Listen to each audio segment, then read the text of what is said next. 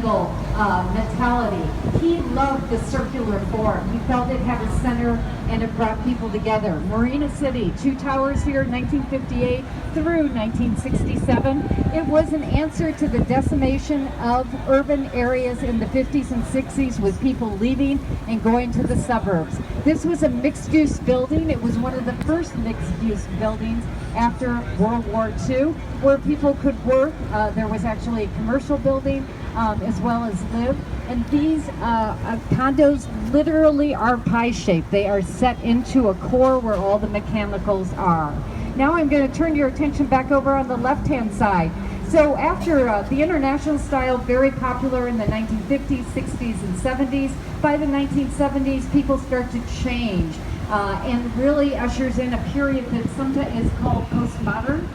This is an example of a postmodern building. It is the glassy building with the white pilasters that go up the main shaft of the building. This is done by a Catalonian architect, Ricardo Bofill. It is reaching into the past for its inspiration. In this case, it's the Greek temple, where he added about an additional 48 floors to that Greek temple. You can see the basic forms at the very base of the buildings and the pediment and the arches at the very top of it. But this is a period, postmodern has many, many different aspects to it. That is one where they look back. In 1923, Chicago basically eliminated any restriction on how tall you could build. The next building, which is on your left-hand side with the flag, this is the LaSalle Wacker building, also done by Halliburton and Root, who did that first very narrow building, the second building we saw.